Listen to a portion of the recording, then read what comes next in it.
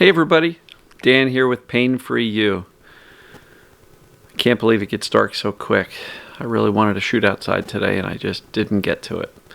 Went on a nice bike ride with my son today, and more trails, more mountain biking, more realizing how much longer I've got to work at this to get my cardio up. It was killing me, these hills. So today's topic is going to be pain is not what it appears to be. So I'll get to that in a minute. Take a couple of breaths with me.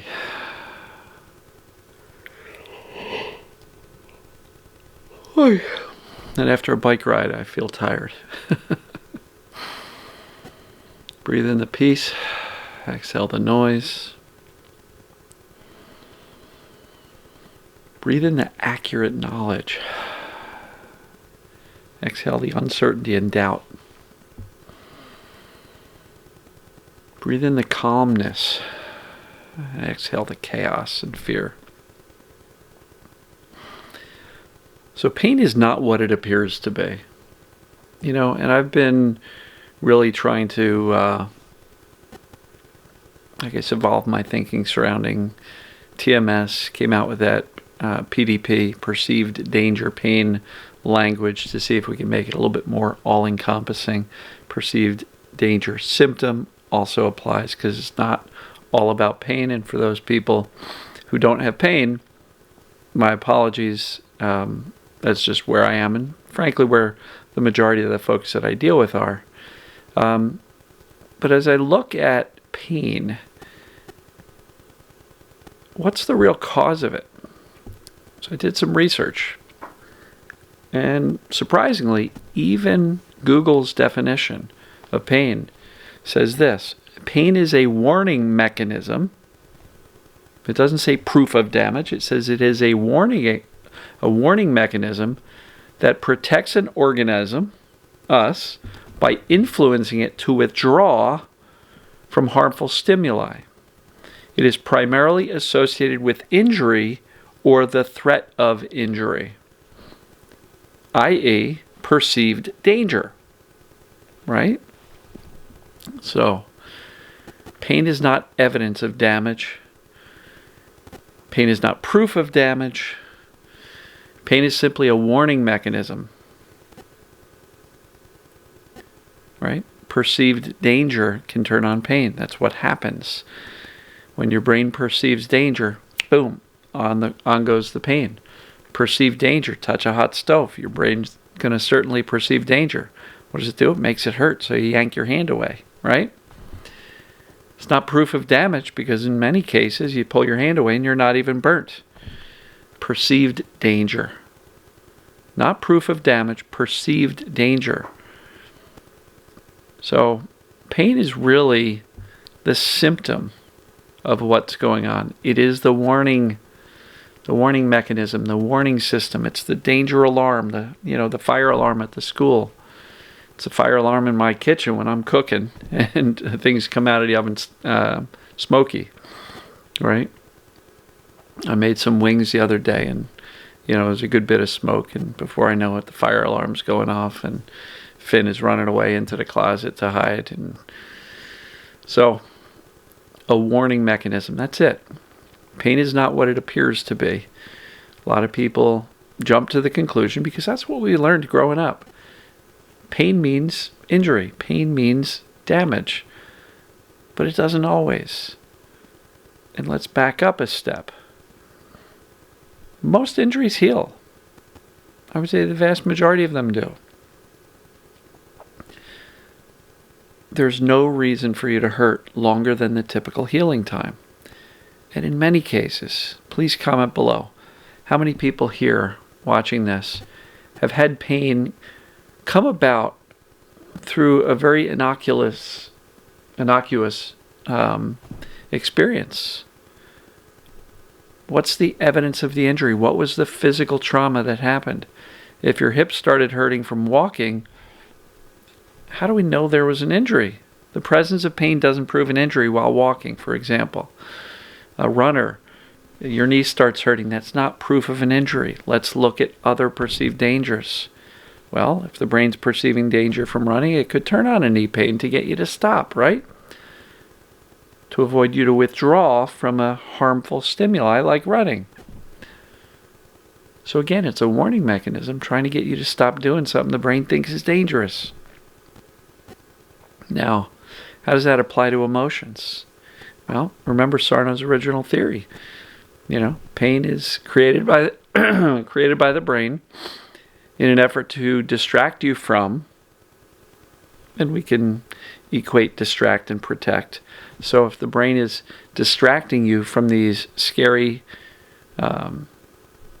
overwhelming and dangerous emotions, it's still the brain warning you that there's something dangerous going on. In Sarno's description, the emotions would be the danger, and thereby the brain turns on the pain to warn you or to get you to withdraw from that harmful, scary, dangerous emotion.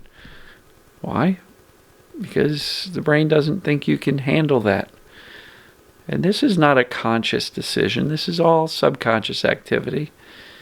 The brain is our best friend. It's always doing its best to keep us safe, keep us alive, and it will protect you without your permission. It will turn on pain when it perceives danger that it needs to protect you from. So what do we do about that? What's our job?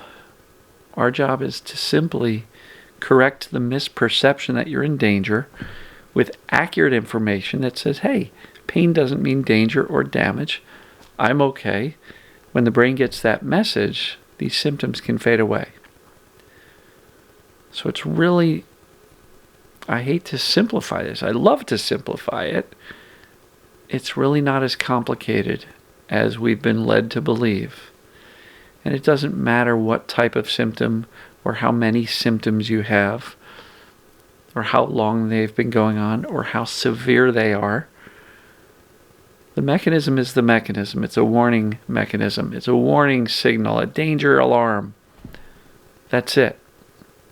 It's up to us to evaluate what's going on, investigate what's going on, to determine, is this truly something wrong with my physical body that needs medical attention? So the rule of thumb, which I've learned from Dr. Howard Schubner, is eliminate life-threatening situations, right? Rule them out first. Then rule in this perceived danger pain. How do you know? Look, sometimes you might be having a good day and the pain's not as bad.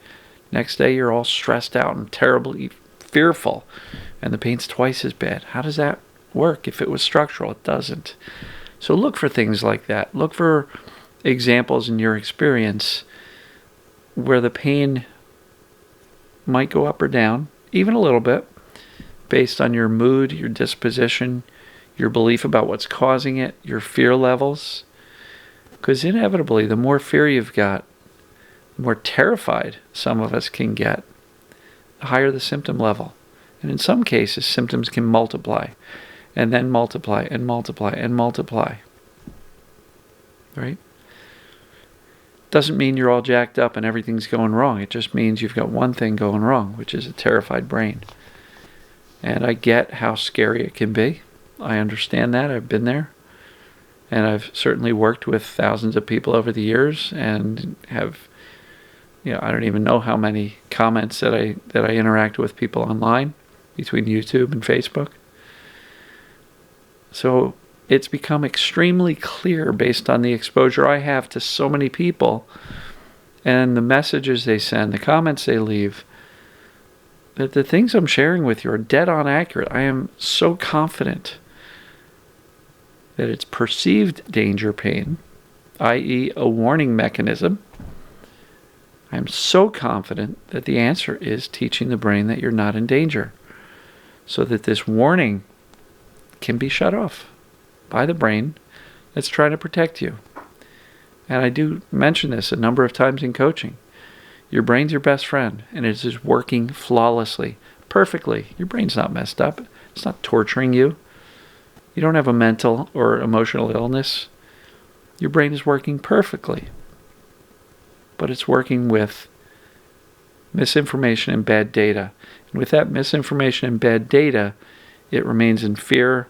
It perceives danger where there may not be any. And when it perceives danger, it can turn on pain or other symptoms.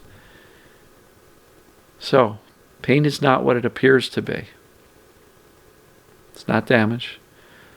It's not injury. It's not proof of any of that. But it is proof that the brain is interpreting something in your life, whether it be emotional, relationship, family, work, stress, all that stuff, physical movement, body positions, foods, chemicals. Symptoms are proof that your brain is perceiving danger. So the key question is not to eliminate all the dangers, right? Because identifying triggers and eliminating them will cause you to live in a rubber room with a bed and nothing else, and you won't ever leave the house and you won't move your body. That's not the goal. The goal is to teach the brain that you're okay. There's nothing wrong. Your body is okay. That's the job. That's the task at hand. I'm so convinced of it. And so if you can get convinced of that your symptoms are not proof of damage or danger, that they are simply proof that your brain is perceiving danger, your road to recovery becomes clear. Teach the brain that these perceived dangers are not really dangerous. I've got tools and techniques and tips to help you out with that. If you want some help, I do have a video-based course, which is 15 videos long. Might take you 2 hours and 15 minutes to watch the whole thing. And I back that up with weekly group coaching calls where you get to ask all sorts of questions, get personalized one-on-one help with me, as well as feel like you're part of a community where everybody else gets you. They understand what you're going through. They're cheering for you, rooting for you. For anybody who's wondering, the environment of these group calls, no, it is not a complaint session where everybody just complains and complains and complains and we give sympathy. It's not that. The word pain is mentioned. Sometimes people will describe how tough their symptoms are. Yes, that happens. It's a support group and a group coaching environment for pain. If that terrifies you, you don't have to show up to the group calls. You can still get benefit from the course. But I would encourage you not to be terrified by other people's experience, because at the end of the day, teaching your brain that you're okay and safe may also include learning how to hear about other people's experiences without freaking out and being terrified by it. So if that's you, just kind of ask yourself, is hearing about other people's scenarios triggering, and if so, why? And can we utilize the same concepts of accurate information that says the thought that hearing about that other person's going to make me worse doesn't necessarily have to happen. So if you're concerned about that, hit me up, send me a message, dan@painforyou.com. But overall, pain is not what it appears to be. It's a warning mechanism. The siren is going off, but there is no fire, right? The fire alarm is going off, but there is no fire. So, love you guys and gals. Comment below. Let me know what you're thinking about this. Does this perceived danger, pain, or symptoms make sense to you? Really trying to gain some clarity here. And I think this absolutely, based on all of my research into pain science, interacting with thousands of people, I believe it's absolutely dead on. That's not me bragging. I'm just suggesting that this really makes the most sense of all the theories that I've heard. And yes, Sarno was right. The brain was protecting you or distracting you from the emotions, which the brain perceived as dangerous. So it all fits. Is it just about emotions? No, it's not. It's any type of danger. So, love you guys and gals. We'll see you tomorrow.